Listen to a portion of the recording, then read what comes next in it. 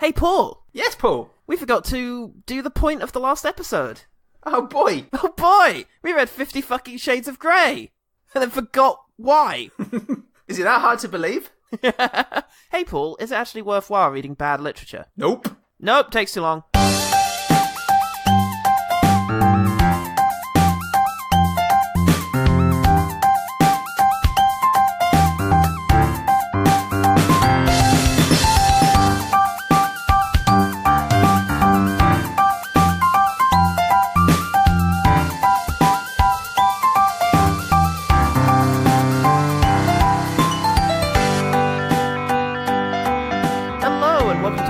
Thing, the podcast that doesn't think anything of a snowball in the back in the middle of the night. I'm Paul Salt. I'm the one who got all the clues by mistake. They were meant for Harry Hole. Pass them on to Harry Hole. Put it in his Harry Hole. Oh, that's great. Jo Nesbo must have had a fucking field day with that. He just rolled the Chianti around the tumbler. I don't know if you tumble Chianti, fuck it. He does. It's Jo Nesbo. He's a Philistine. This week we're discussing The Snowman, a violent thriller about a young boy who builds a snowman that comes to life and takes him to the North Pole to meet Santa Claus. Ugh, grisly. I'm walking through the air, motherfucker. We're looking into disappearances, some recent, others dating back several years. I transferred from missing persons. Harry Hole. We studied your cases at the academy. Will they date back that far? Yeah, you're up there with the legends. I can't keep covering for you. Doesn't matter who you are. Tell me. I think it's the falling snow that sets the killer off. Then who does he leave the snowman for? Yeah, this week's episode is recommended by me for some reason. I saw two very, very boring-looking sort of Scandi-themed snow-laden spy thrillers that went nowhere and had plot inconsistencies, and thought, yeah, brilliant, let's do this for 2 weeks. Thanks, me. Thanks, Paul. Getting ready for winter. Or summer, if you live in the backward part of the world. Yeah. The Snowman is directed by Thomas Alfredson, who brought chilling menace to Let the Right One In, profound nuance to Tinker Tailor Soldier Spy, and then directed The Snowman. Here it is. There you go. One job, mostly done. This movie adaptation of Jo Nesbo's book was originally to be directed by Martin Scorsese, then Morten Tildum, maybe Balthazar Comical, and then surprise, Thomas Alfredson. Like, literally a surprise. He had barely any time to prepare for it before it was greenlit. Off you go, they said. Yeah. We bought your ticket. To Norway? What is this film? I live in Sweden. I could drive. Get on the fucking plane. I don't know if you could legitimately drive from Sweden to Norway. Probably not. It's probably the size of several Englands. Who cares? It's not England, though. That's the important thing. And then they didn't actually film the whole thing. And they didn't notice until they were in the editing suite that they didn't have all the footage they needed. Because as Alfredson says, directing a film is like putting a jigsaw piece together. Until you stand back, you don't notice there are pieces missing. Oh, God. What is it, Thomas? Do you know what I've done? Again. Oh, you won't believe this. I knew we didn't have a climax. I came home on the flight and I was thinking, hang on, did we film that?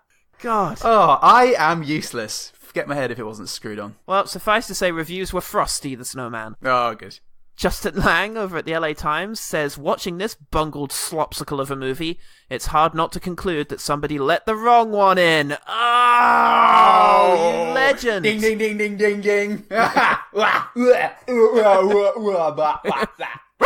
Jonathan Romney, writing for a publication imaginatively titled Film Comment Magazine.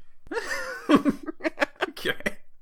Wow. Film talk, man. This film may well be the last gasp of Scandi noir for the international market. This phase of Nordic has gone from original to dutiful emulation to dreary self-parody. This is a parody, Paul. What happens when you parody something incredibly bleak? Did he say anything, did it leave him cold? Or no, sorry. Oh, it's just a shit. Yeah, what a hack. Oh. Didn't even make a pun based on the director's previous works.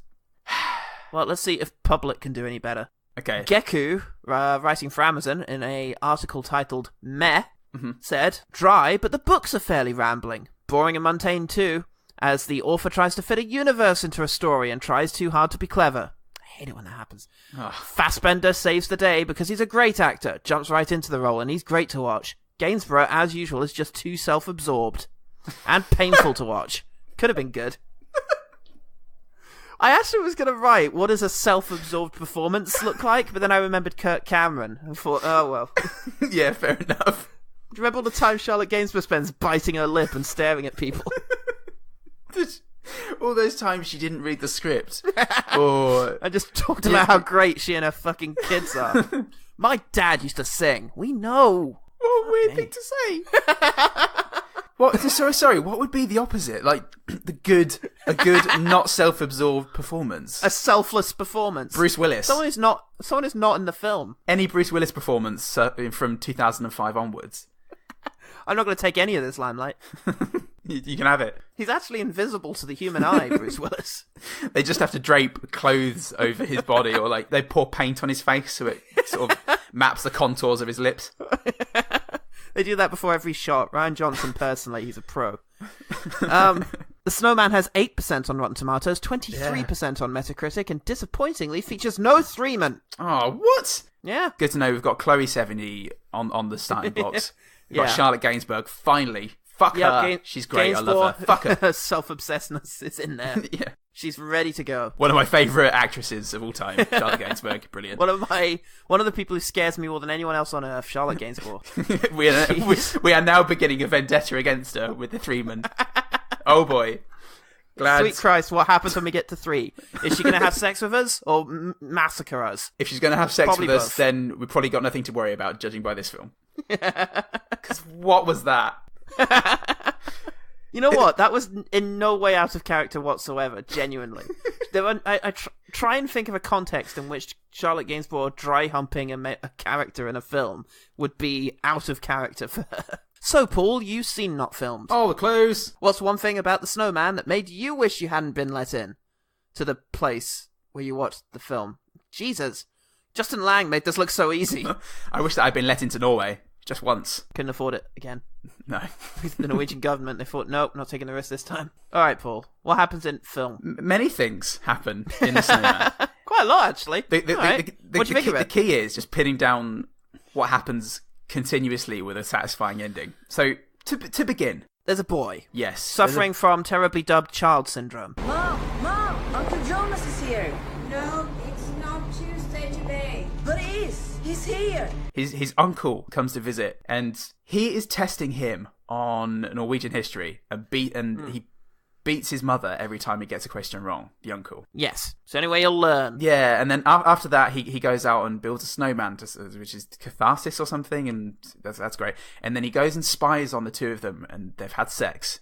And seeing her child through the window, she decides to threaten this incredibly violent man. Yeah, exactly. Just decides to antagonize him and reveal to the son that he is a father and she maybe isn't even his mum. Okay. Just before that, sorry, he goes he hits her and she spills over some beans and the kid looks forlornly at the beans, and in the next shot he's out making a snowman with the coffee beans. Yeah. Which I assume they sent him out so they could have sex, but it really, thanks to the cut, just looks like he's like, oh, there are the coffee beans.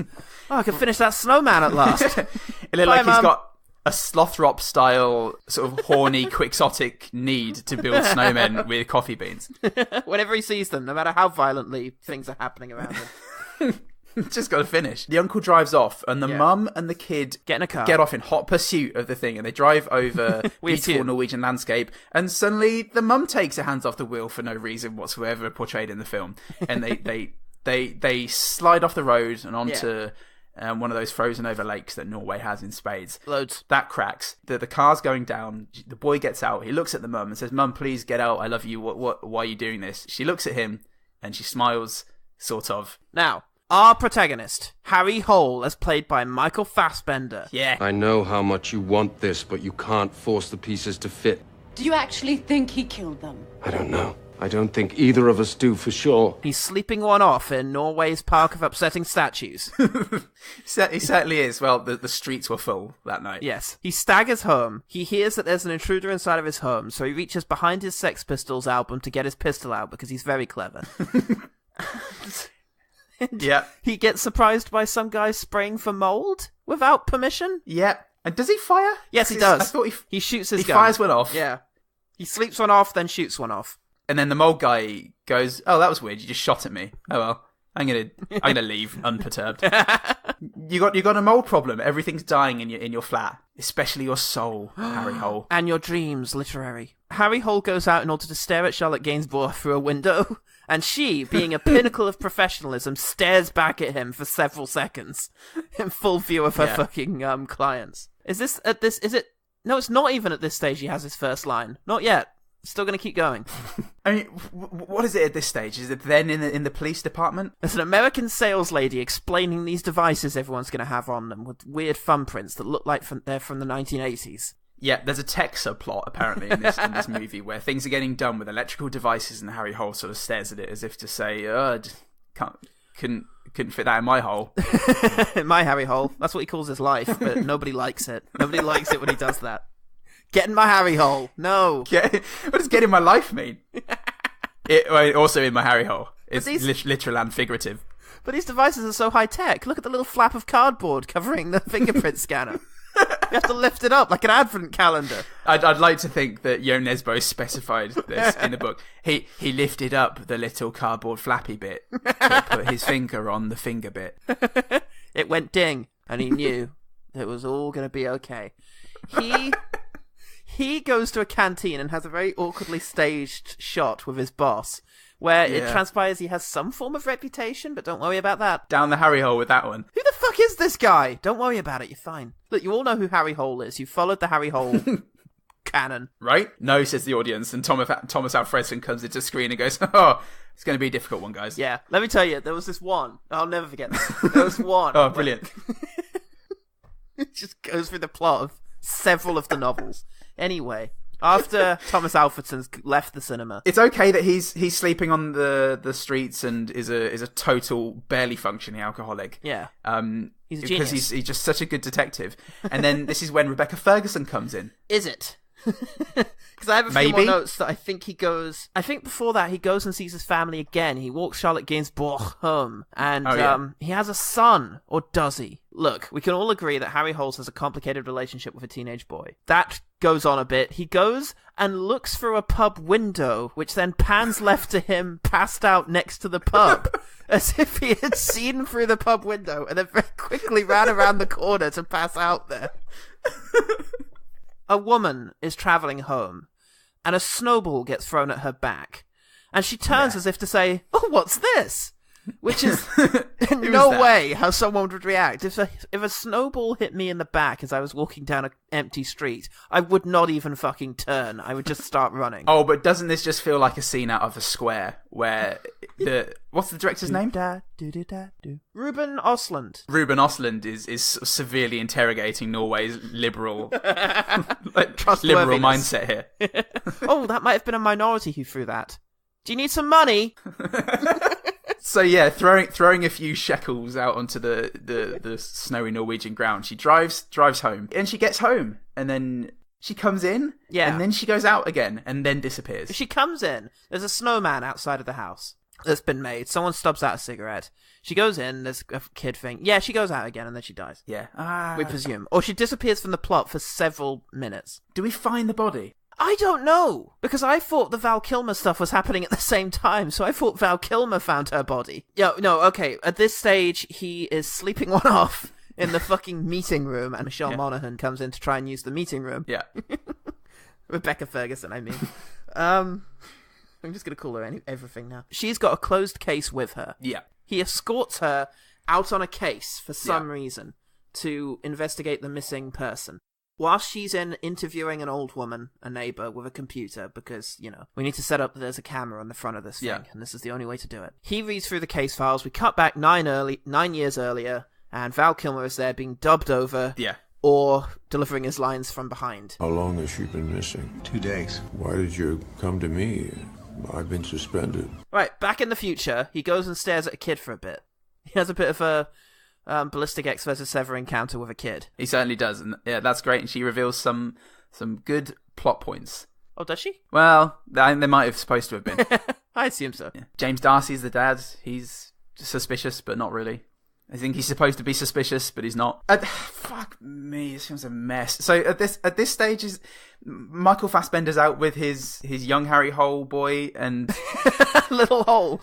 No, not yet. Oh, sorry, yes. There's a flashback again, because now I think Michelle Monaghan's reading the file. Okay. I'm sorry that I'm going to keep calling Rebecca Ferguson and Michelle Monaghan. It, for some reason, amuses me to do so.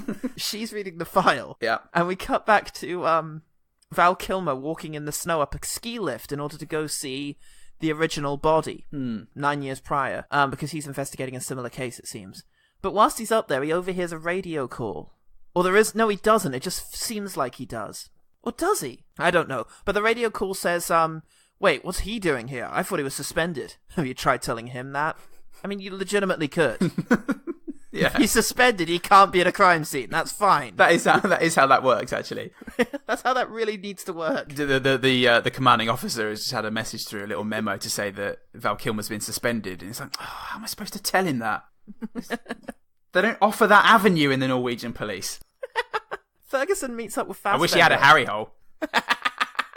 Fassbender offers, I can't remember the context of the scene, but Fassbender says, have you eaten? And Rebecca Ferguson says no, and he turns it over and he's cut up the sausage like the bodies have been cut up. Yeah. Like, here, have a look at my creepy sausage. My upsetting sausage that I have. Why have you done that, you fucking prick, you Harry hole? I call this the sausage hole. Pointing at his face. He just looks so fucking pleased with himself. There's a scene of the daughter going out looking for the mum, at which point I really start to wonder if that body that Val Kilmer found was the mum and why nobody's told her yet. I was fucking nowhere on this. I had so little accuracy with my assessment of this. And then, okay, so then there's a missing persons call for Chloe Sevigny, right? No, not yet. Now is the sports night. God's sake! Now is the sport. They go to the sport and they see their son wiped out by an opposing player. At which point Charlotte Gainsbourg goes, ooh, and then turns and starts laughing without us seeing if the son got back up. Ooh! He's fine. Yeah. I assume. Swat. Yeah. He's fucking always doing that. Oh, looks like that kid's just teared him a little Harry hole. He's handed him his Harry hole. Michael Fassbender's just fucking hating this. Charlotte Gainsbourg is in hysterics. This is why we didn't work out, you twat. You think I was going to be Mrs. Hole? Idiot. Speaking this of is which, Charlotte Hole. Hell, what a stupid name. I'm sorry anyone listening whose surname is Hole, but I just think that people who have single syllable noun surnames are ridiculous. Anyway, speaking of never gonna marry Michael Fassbender, her stepdad shows up, her husband, new bloke, boyfriend, doctor. Yeah. And he sits down with them, and Charlotte Gainsbourg says, oh, I'm going to go buy some hot dogs. And Michael Fassbender says, oh, no, please, I'll go get the hot dogs. No, you stay. Please, he keeps offering me drugs. No. Yeah, so he does. He offers him drugs. Creepy Scandinavian doctor with no emotions whatsoever prescribes Michael Fassbender with some very, very strong sleep medication. Yes. Is that what that is? I guess so, yeah. And then afterwards... He says, you can put those in your Harry hole, mate, and Michael Fassbender goes, look, just leave it. Seriously, leave it. I'm fucking leaving. I'm getting my son. I'm getting my little hole, and I'm getting out of here. He and his son go and attend a very lightly attended concert. Yeah. Of some sorts. New jazz. New shouty jazz. Gymnastics. It's a new Norwegian Death Jazz. But isn't this after the Chloe Sevigny bit? No, this is when the Chloe Sevigny thing happens. He gets a text saying, oh, there's an urgent police matter. He drives his fucking little Harry Hole home, drops him off there, and then he's saying goodnight, and they're like, oh, so you're off to the crime scene then? Yep, that's where I'm going next. Absolutely. The next scene will be me arriving at the crime scene. Okay then, bye everyone, bye. Bye, I'm going to go get into this taxi and then go straight to the crime scene, bye. And then the second he gets out of frame, oh, actually, I'm going to go home first. Take me home.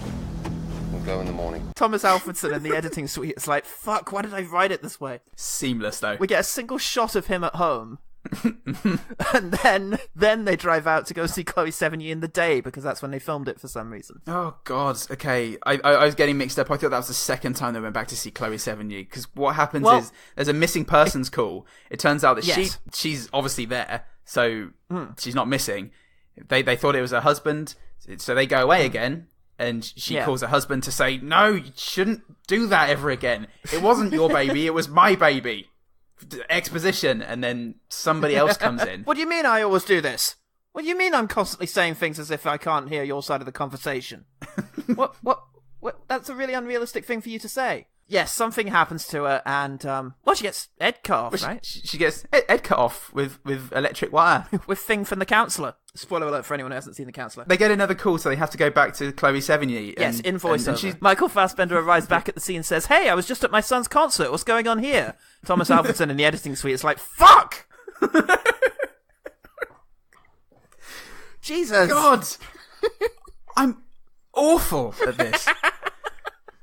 But so she's dead, and then it cuts to another scene where Michael Fassbender is suddenly fighting his way through a snowstorm to go to a room in somewhere else, and then that's where Chloe Sevigny's body is. And no, it's not that, because he's just in a room, and then it cuts to another place. Look, and there's a dead. snowman there, and then Chloe Sevigny's head's on that. So that's that. And can we say actually that every letter that the serial killer writes to Mr. Policeman, there's a little derp snowman at the bottom of it.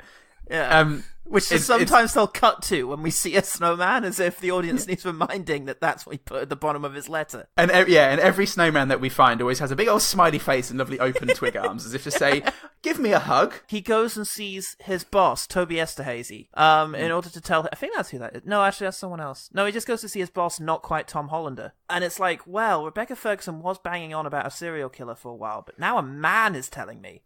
Suppose we better put some resources into it. Assemble a crack team of special characters that we'll come to know and love, and set them up in a basement like The Wire.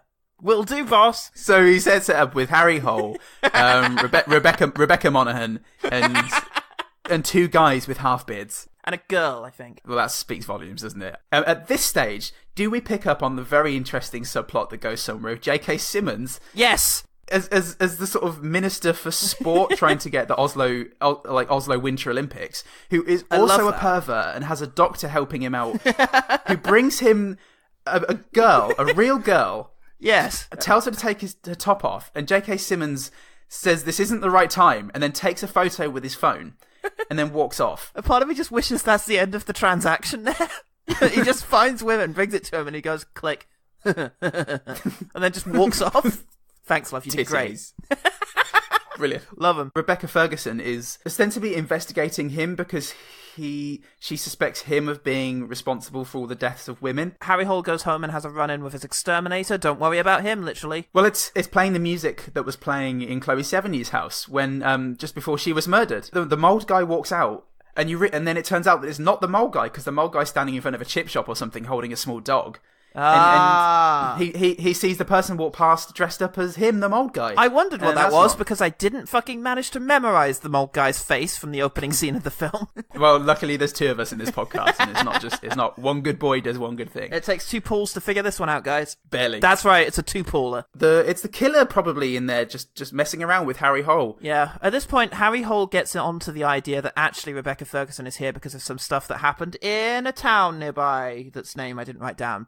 Probably. Bergen. That's the one. Yeah. He gets into a train which glides effortlessly through the snow. Everyone who uses National Rail to get to work cries a little bit in the audience. Scandinavia is wonderful. It turns out that the stepdad is on the train and points out to him, "Oh, did you cancel having to take your son on his camping trip?" That he was really looking forward to.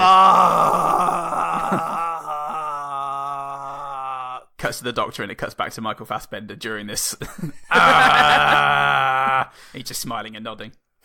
And then at the end, did you cancel? he takes the fall for it. Yeah, he takes the fall for it. What a lovely guy. It's depressing. Okay, what subplot do we pick up back with at this stage? My next note is the suicide picture is rough. So. Oh yeah.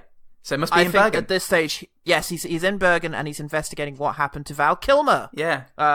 He got killed by terrible CGI. Yeah, Toby Jones spends the 2 minutes he has in this film to talk about Val Kilmer, therefore failing the Bechdel test. And then that's it. Goodbye, Toby Jones. Goodbye, Bergen. They go Goodbye back to that. Back in the main setting, Oslo probably, I don't know. Rebecca Ferguson finds the doctor. Oh, how was this doctor involved in anything? Oh, the doctor who brought Boob Lady to J.K. Simmons. Yeah. Finds him in his house. At some point, they went and interviewed him. I don't know when that fucking happened. Oh, that was earlier. Fucking, who knows? Who cares? And he's gone into the shed and blown his head off with a shotgun, and she thinks to herself, not again. Yeah. First, my dad, Val Kilmer. Whoops, spoiler, there you go. And now, Now this doctor. What a palaver. Michael Fassbender takes a picture of looks at the picture of the corpse, compares it to the picture of the other corpse, and it's like, yup, they both definitely had their heads blown off. Yup, now that I can get this under the microscope, I can really see the similarities. Can I keep this crime scene picture? No. Can I? Yes. That's why I'm Harry Hole. Don't call me that for nothing. So then everyone assumes that it was the doctor all along and he's killed himself because he's gotten too far into it or something. Yes. Has the mum's body been found? Oh, who cares? Michelle Monaghan is suspended because she realised that something was going on and she didn't tell anyone else. She just went to investigate it herself. Yes, she's suspended. She broke a lot of safeguarding provisions. I just remembered the guy on Twitter who pointed out that our Long Last Love episode plot was a bit tricky to follow. Good luck with this one. I think that was Steele, but... well, I hope you've been enjoying this so far, because I don't know where we are. Harry Hole says, he's got to go and find Michelle Monaghan and get her badge and gun. He says, Harry Hole, will go and find her and put her in a Harry hold. He picks her up and slams her into the floor, and then they have a conversation about an inch from each other's faces about how rough everything is. Is this when I have the note, let me weirdly hug you? I think it is, because she's sort of professing her enjoyment, and then he comes out and puts his arm awkwardly almost exactly across her breast. Yep. And is that then? Just holds it there, just for a while. His son's gone missing, by the way. We had a single shot of Gainsbourg on the phone being like, well, I don't know where he is, and we cut away. Yeah, his son's gone missing. Michelle Monaghan / Rebecca Ferguson, got to use the real name. Sorry, TV in space.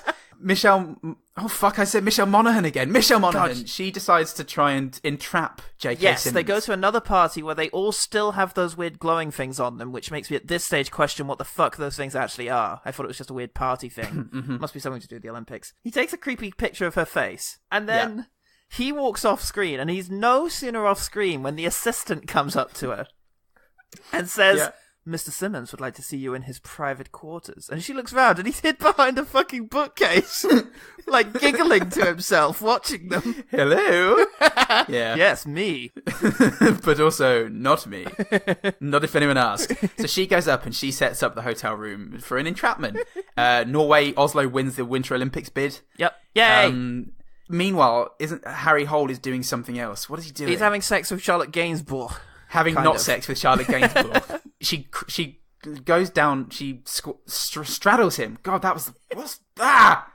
Trying to think of my sex words. She gets on... She's all in. He gets inside. Fuck! It's difficult, right? Charlotte Gainsbourg defies sexual definition. So she straddles Michael Fassbender. Sexual orientation, just a series of question marks.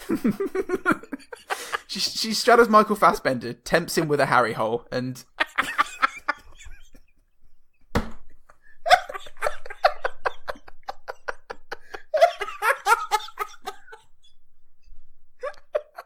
I don't often make myself laugh.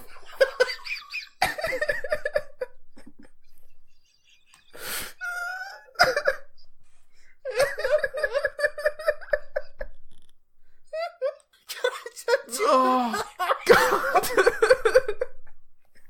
Oh, having done that, she dry humps him for a bit. They're all fully clothed. Yeah. And then with no word or sign of an ending, she just stops doing it and then turns off the music that Michael Fassbender was listening to. Oh, I was enjoying both of those things. No. Go find our son. I thought you knew where he was. Well, I don't know. She gets a call from her creepy Scandinavian boyfriend who says, I've got a business dinner to go to. And I went, oh, he's the killer. Oh, okay. Because immediately Rebecca Ferguson is being murdered in the hotel room. J.K. Simmons. They decide that they have to track him down in order to and to track him down. What they do is they wait until they get a phone call, basically saying that it's this guy. He speaks to James Darcy. That's it. Speaks to James Darcy, Dad. He points out that a visiting hormone specialist came to see the wife. That's it. But basically, Harry Hole, the great detective, has it dropped into his lap that it's this guy, obviously, because it can't be anyone else. And when he goes into this cabin in the middle of nowhere, Norway's beautiful, the son, Oleg, and the wife, Charlotte Gainsbourg, are tied to chairs. Oh, no! And he says, sit down and pass me the gun. And rather than shoot him straight in the back of the head, he walks around to the table, sits down and passes him the gun. He hasn't got the thing looped around anyone. He's just standing there, away from the wife. Should have just shot him. All right. Just don't hurt them. I know you know quack fu. Anyway. God, that was so easy, Harry Hole. You're an idiot. It's all right. I've got a trick up my Harry Hole. He gets out the wire thing that he's going to use to cut off Charlotte Gainsbourg's head. Yeah. Puts it around her neck. Tightens it, cuts her neck, and then loosens it again because, whatever. Yeah. And then, thanks to editing, everybody's fine. Yeah. Oh boy. What the fuck happened there? I felt the need to write down. The son knocks back on the chair enough to distract the killer for some reason. And that distraction makes him take the loop off of Charlotte Gainsbourg's head and his finger off the trigger so that Harry Hole can then throw himself at the guy and give him a good pounding. Yeah, he takes his finger, oh no, and then he goes off in pursuit of him. All of that happens. We cut to a snowman outside of the window, which is fucking hilarious. Yep. And then he goes out into the snow and shouts, "Hey! Hey!" And someone just shoots him from off screen, and it's extraordinarily funny. Maybe he shouldn't have just stood there and shouted. Maybe he should have done something tactical. Shouldn't have stood in the middle of right out in the open there and said "Hey" very loudly. The killer falls through the ice, luckily. In no way related to anything that Harry Hole was doing. Yeah. He falls into a completely unrelated hole. And Harry Hole hates that. Yeah. He returns to the fucking hut. His family's fine. Hard cut to a room full of chairs pointing in weird directions. Classroom? Maybe. Some sort of AA meeting? Possibly. Oh no, it's a briefing. Yeah. He's describing a case. Harry Hole appears out of nowhere and says, "I'll take it." Cut to black. Yeah. Great. Harry Hole will return. No, he fucking won't. Not anymore. He couldn't even get all the way through one film. Oops. But I got a good feeling about the next one. It'll be 0.5 of a film. That was The Snowman, directed by Thomas Alfredson. And if that was confusing and difficult to follow, then yeah. Yeah, that one, I feel like Tinker Tailor Soldier Spy is going to come up a fair amount in the discussion here, because it's a film with some things in common, not least the director, Thomas Alfredson. But it does everything better. Yeah. And the labyrinthine plot, where you have to pay attention all the time to Tinker Tailor or you're going to miss stuff, that plot isn't really actually the focus of the film. It's not what the film's all about. The film is about the sense of betrayal all of these characters have, the sort of immaculate rendering of 70s Britain and the troubles and trials of it, and all of these characters sort of caught up in it. This is about the plot, The Snowman, because there's no characters. Yeah. There's no personal investment, really. Nope. It's a movie about a serial killer hunt that's very choppy and has plot lines that go absolutely nowhere. What happens to J.K. Simmons? He's fine. Yeah, he was innocent. He can go on taking more boob pics for the rest of his life. Yeah, the Val Kilmer subplot just didn't need to be in there at all. Why was it in there? Motivation for the Ferguson plot? I don't know. Yeah, it couldn't have been revealed any other way. Because she obviously needed a personal motivation to go after a killer of women. Yeah. It couldn't have been her job. No. It needed to be her dad. But it also didn't just... The fact that it was like 5-6 minutes of footage just didn't need to be in there. It could have been... She said it anyway. They had a discussion about it. True. It was needless. Yeah. That whole trip to Bergen was needless. My worry is that if you start taking out the things that are needless, you're going to end up with even less movie. True. It's a police procedural without any procedural. With a baffling counterintuitive procedure. Yeah. Now, was it in the film or in the trailer where he says, "I gave you..." There's the whole thing in the trailer of, "I gave you all the clues and everything." You could save them, you know. Gave you all the clues and everything. Is that mentioned in the movie? It was on the poster as well. And no, it's not in the movie. And you know what? When he called up his wife, the stepdad, as soon as I heard his voice on the phone, because that's the first time you hear his voice on the phone, I was like, oh, I remember that voice from the trailer. Oh, it's him. Yeah. Okay, great. Oh, yeah, there he is. Yeah, no, there wasn't any. And I assume it was taken out because there were no clues that he was given, really. Just a snowman. Yeah, exactly. Yeah, there was no legitimate way the audience could have figured it out before it happened. Yeah. There was no little hints, and there's no foreboding. No. Or hinting at anything. I went back and watched parts of the film again, and I watched some of the scenes with him in it, and there's nothing there. He's just like a guy. It feels like one of those situations, and it does happen in Scandi Noir, where they filmed the whole thing without telling the killer he was the killer, and subsequently there were no plots. There were no like little hints or nuances in the performance whatsoever. I don't think that is what happened. It's just how it feels because there's nothing. Yeah, I mean, there is a misdirection in J.K. Simmons and the Doctor, but sure. But there's just nothing There's no aha moment. It's just, oh, okay, it's him then. Oh, of course. And it really is because there's literally no one else left in the investigation. Yeah. He's ruled out everybody else. And so it's, it must be him then. Harry Hole is not a good detective in this film. No, he's not. But I don't know if he's meant to be.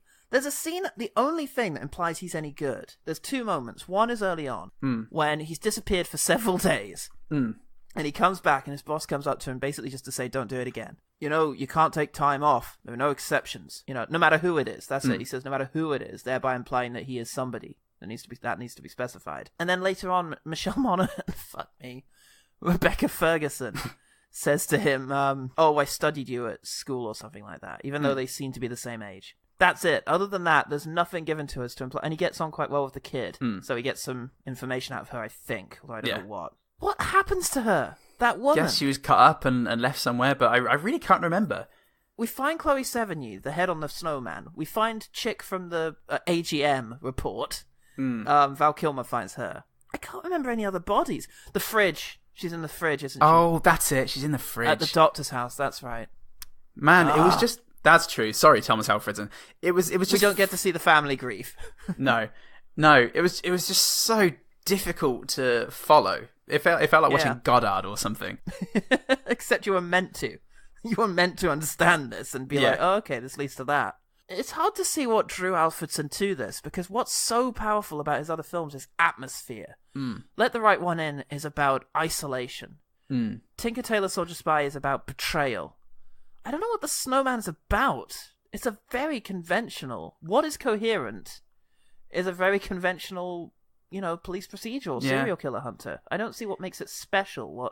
What made him think, this one. Or Scorsese as well. It was also with the setting, there were so many beautiful sweeping shots of the incredible Norwegian landscape, and it felt like that was supposed to be getting at something. Maybe the isolation, the bleakness of the murder, maybe just against this bleak landscape. But because there was nothing actually of substance in the film, it was just. It was just scene setting.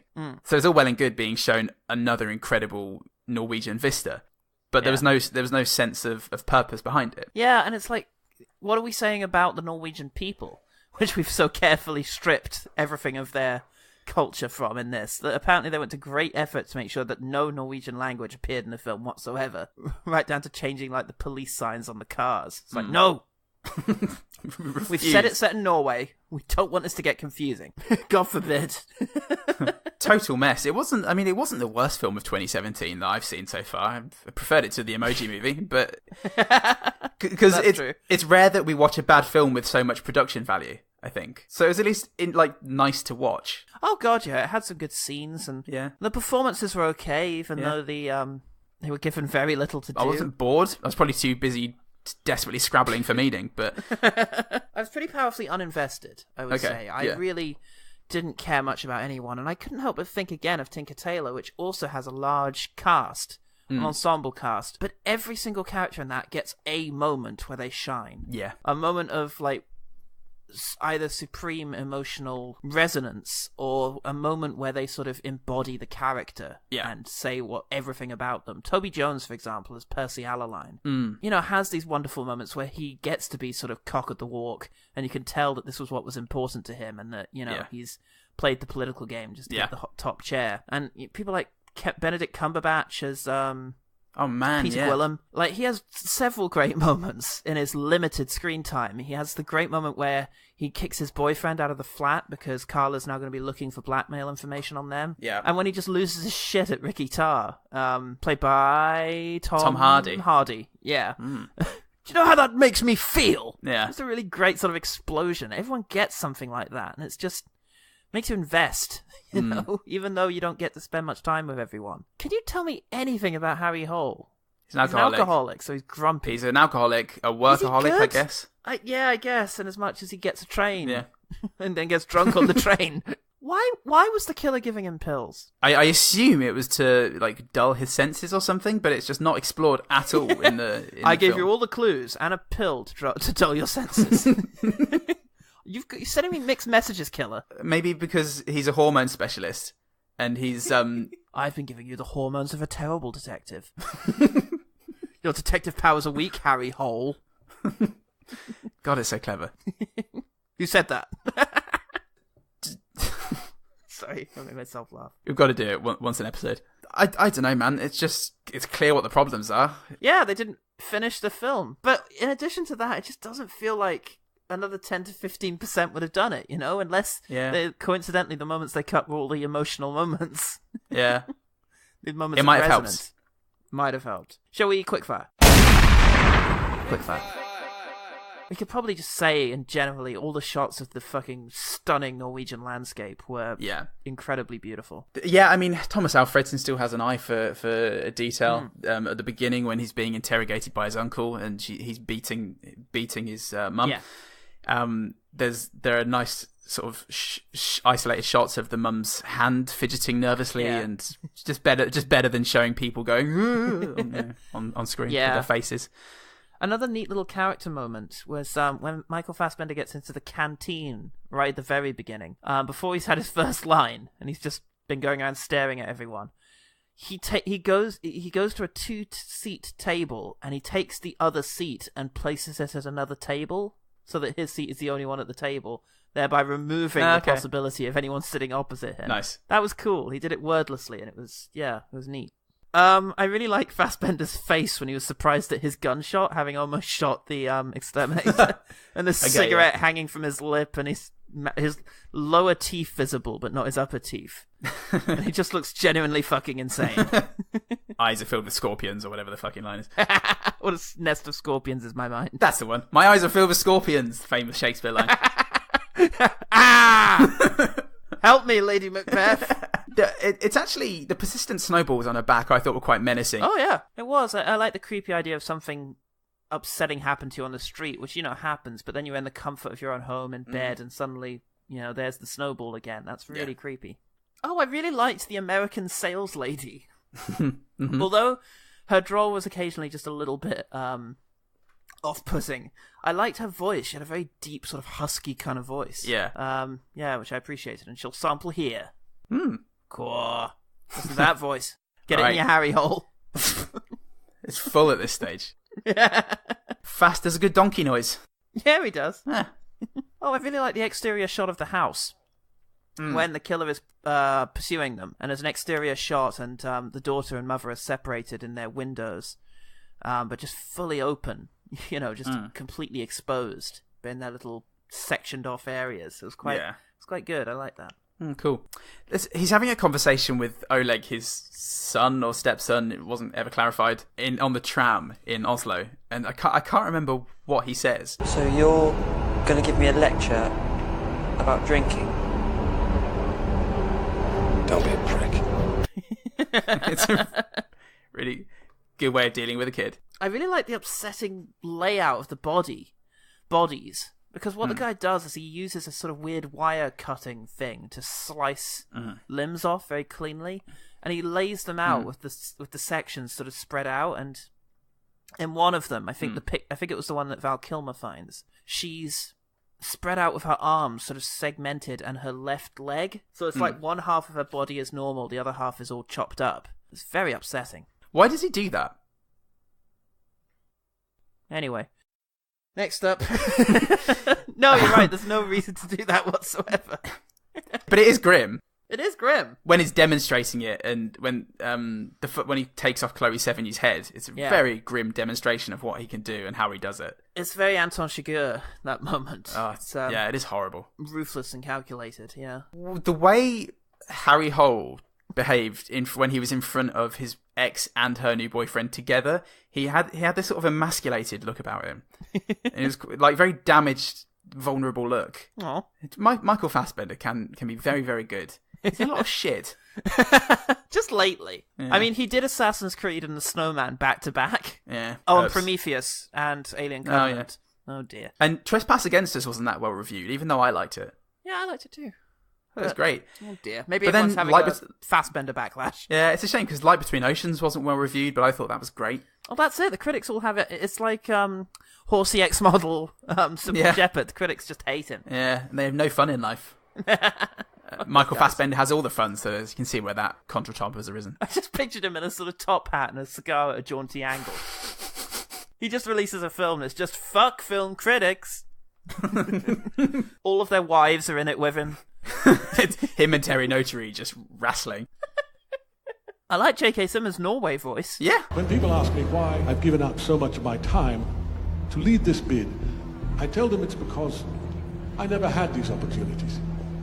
When I was a boy, the only winter sports I engaged in were the uphill snow shovel and the 50-meter firewood carry. I don't know how accurate it is, but it's very unusual to see J.K. Simmons doing a voice that's not his. Yes, that's one of my good things. It's very interesting and life-affirming. 5 stars. Speaking of J.K. Simmons, his phone photos are weird. I wish there'd been more about that. Yeah, what the fuck was he doing with those? Thomas. He scampers off into the distance. I did like with all the tech stuff that what it took Harry Hole to get Rebecca Ferguson's chest of drawers was just sliding the back off of it. It was locked, but all he had to do was slide the bit of MDF out from the back of it. Oh, didn't take into account how rubbish this furniture is. Oh, it's IKEA. Damn you, Sweden. Yeah, okay, the son, having been let down by his dad, his worthless dad, his Harry Hole dad, gets into the car with Charlotte Gainsbourg, his mum, and Charlotte Gainsbourg says something like, well, could I go with you? And it was just such a mum thing to say. It was. Ned and I both looked at each other as though a puppy had just been born. It was hard to watch. Every time Charlotte Gainsbourg says something very sweet, a puppy is born. There have been 2 puppies. Doesn't happen often. Usually she's fucking someone whilst being filmed menacingly by Lars von Trier. Oh, that suicide picture is rough. When it looks very authentic. When you know, the picture of the guy who's blown his head off. Ugh, that was real. I mean, the CGI putting the snowman's head on the empty face. Dreadful. That was nonsense. But the actual picture, it looked very real. I have one more, and that is that every time there was a snowman, whether it was in the real world or in a letter, Nell beside me went derp, and that was great. It really helped diffuse any tension that was lying latent in the film. All right, my last thing. I think it's when he comes into the house where the family is. He opens the door, and Rebecca Ferguson's finger has just been tacked to it. I don't need this anymore, so he just kind of nails it up there. Yeah. It's a very little thing, and obviously the music then goes dun dun dun as it zooms in. The music was very unsubtle in this. He should have had he didn't have his usual guy, Albert Iglesias, back, did he? I don't know. Hold on. No, he didn't, because Alberto Iglesias is too busy working with fucking Pedro Almodovar. Oh boy. Teacher. Did get nominated for an Oscar for Tinker Tailor, though.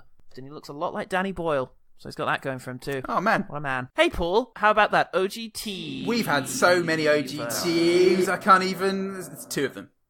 2. Beyond the Box Set says, who doesn't love a Harry Hole? And, well... Charlotte Gainsbourg, I'll tell you that. She is all over it. All in it. Up to her waist. We had quite a lot of fun with Harry Hole. You can't help but have fun with Harry Hole. No. Just try not to. Harry Hole for kids. It's just a little puppet of Michael Fassbender looking dishevelled. Mum, I want a Harry Hole for Christmas. You can't. Not in this house. Not in Norway, they've been banned.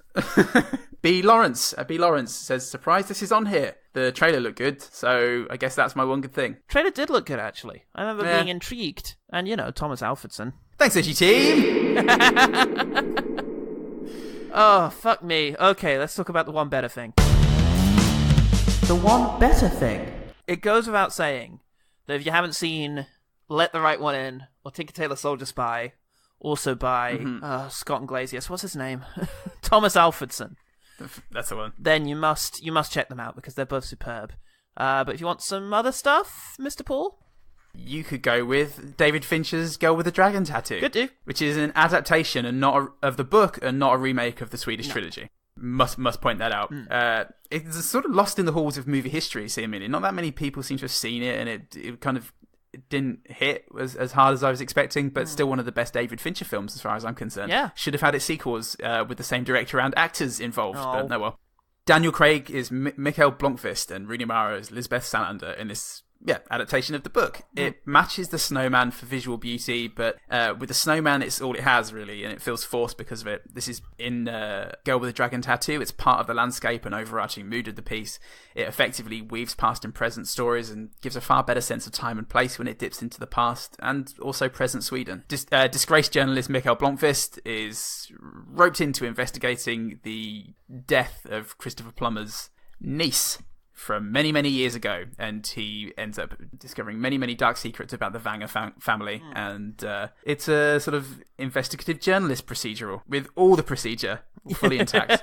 Fully filmed investigative procedure, and changed from the plot and from the book in some very interesting and I think successful ways. I think so too. Yeah. I agree. And I think Daniel Craig makes for a much better Harry Hole. You know, he has got a bit of a rough edge to him, and he's, a bit scrabbly, but he's so fucking human.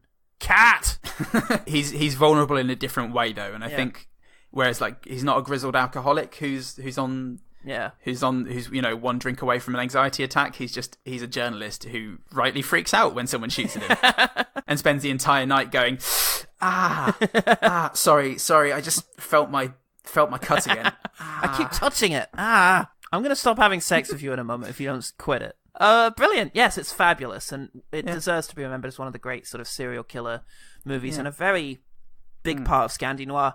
I feel like it gets too often perceived as just a cynical American remake of something, traditionally, from that country, but Fincher has so much craft and so much ability in storytelling that he really has made something vastly superior, I'm afraid, to the Swedish versions, and part of that is down to budget, but also Fincher is a master. Okay, well, my one better thing.